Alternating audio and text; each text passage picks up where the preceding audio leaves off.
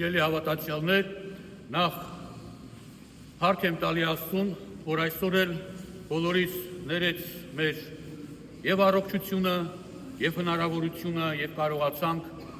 մասնակցել Սուրբ եւ անմահ պատարագին։ Այսօր հայ եկեղեցու կանոնի համաձայն Սուրբ Ծնունդից հետո առաջին կիրակին է անվանվում, որովհետև Սուրբ Ծնունդը 8 օր է տևում։ Երևի շատերդ գիտեք, եւ Սուրբ Ծնունդից հետո այդ 8 օրվա ընթացքում մենք մեկս մյուսին տեսնելով ոչ թե բարևում ենք, այլ մեր բարևը լինում է այն, որ մենք ասում ենք Քրիստոս ծնավ եւ հայտնեցավ։ Եվ այդ 8 օրից հետո այսօր առաջին կիրակին է։ Եվ մեր եկեղեցու հայրերը այսօրվա համար Սուրբ գրքից առանձնացրել են մի շատ գեղեցիկ եւ շատ խորհրդանշական հատված, դա Կանայի հարսանիքի հատվածն է, որտեղ որ Քրիստոս գործեց իր առաջին հրաշքը։ Ուրեմն մի հարսանիք է Կանա քաղաքում լինում, որտեղ որ ներկա է լինում նաեւ Քրիստոս եւ նաեւ Քրիստոսի մայրը, Մարիամ Աստվածածինը։ Եվ այնպես է լինում, որ հարսանիքի ժամանակ գինին վերջանում է։ Մայրը մոտենում է Քրիստոսին եւ ասում է գինին վերջանում է։ Բայց Քրիստոս պատասխանում է դրան, ասում է ինչ ես ուզում ինձանից։ Իմ ժամանակը դեռ չի եկել։ Այդ ժամանակ շատ հետաքրքիր մի պահ է, որին պետք է ուշադրություն դարձնենք, մայրը շրջվում է եւ ծառաներին ասում է. «Արեք այն, ինչ որ ձեզ ասի»։ Եվ Քրիստոս անմիջապես ծառաներին ասում է, որ բերեք 6 այդպիսի ամաններ կարարտ է, այնտեղ, որի մեջ լցված էր մաքուր ջուր։ Այդ ջուրը իրականության մեջ հրեական ավանդույթի եւ սովորույթի մեջ սուրբ էր, որովհետեւ իրենք դրանով լվացվում էին եւ համարվում էր, որ իրենք հոգով եւ մարմնով մաքրվեցին։ Մինչեւ օջախ մտնելը, մինչեւ ընտանիք մտնելը, մինչեւ տաճար մտնելը նրանք լվացվում էին այդ ջրով։ Այսինքն դա այդտեղ եղած ամենամաքուր տարաներն են։ Եվ ասում է լցրեք դրանք ջրով, լցնել է տարիք ջրով եւ ասում է հիմա էլ տարեք եւ բաժանեք ժողովրդին։ Տանում են, բաժանում են արդեն ժողովրդին, դե ծառաները գիտեին, որ ջուրը փոխվել է գինի է դարձել, բայց դե սեղանի շուրջ նստածները չգիտեին դրա մասին։ Եվ հետաքրքիր մի բան է այդ պահին տեղի ունենում, սեղանապետը մեր այսօրվա լեզվով ասած թամադան մոտենում է Փեսային եւ ասում է սովորաբար սկզբից լավ գինի են տալիս, իսկ երբ որ մարդիկ արդեն ինչ որ գինով ցած են, խմած են, այդ ժամանակ նոր ուրիշ ավելի վատ գինի են տալիս, որ մարդը չհասկանա։ Իսկ դու հակառակը արեցիր։ Ուրեմն Քրիստոսի ջրից ստեղծված գինին եղավ իդեալական գինի, պարզ է, որ Քրիստոսի հրաշքով ստեղծվածը իդեալական գինի էր։ Եվ սրանով այս պատմությունը սրանով է ավարտվում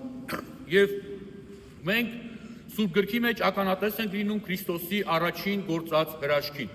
Բայց ես կուզեի, որ մենք անդրադառնանք այս պատմությանը եւ հասկանանք այսօրվա օրվա մեջ մեզ ինչ է կարեւոր այդտեղից հիշել, ինչ է կարեւոր գիտենալ եւ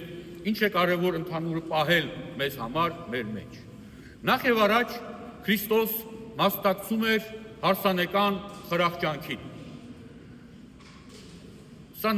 նշանակում է, որ նա չի մերժել այդ խրախճանքը, չի մերժել իր բարեկամների քեֆ ուրախությունը եւ գնացել եւ մասնակցել է։ Սա ի պատասխան այսօրվա տարբեր աղանդավորական շարժումներին, ովքեր որ ասում են, որ պսակից հետո կամ պսակի ժամանակ սեղան պետք չի գցել կամ մկրտությունից հետո սեղան պետք չի գցել, անշուշտ այս ամենի մեջ կարևորը պսակի խորհուրդն է, մկրտության խորհուրդն է,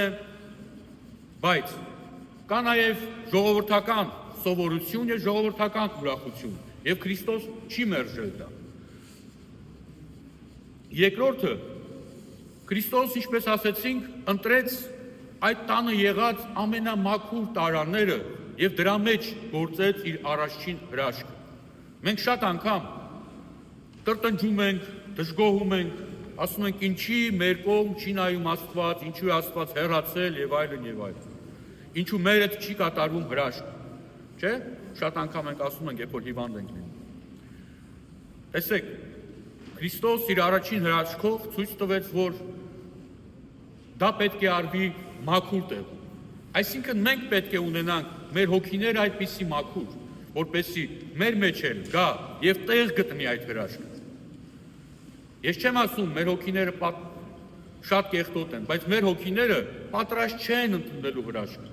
Մենք մեր հոգիները, միտքը եւ սիրտը այնքան տարբեր եւ մեզ համար ոչ պետքական բաներով ենք զբաղեցնում, որ նույնիսկ հրաշքը, եթե ուզենա գալ եւ ներս մտնել, կարող է տեղ չգտնի իր համար։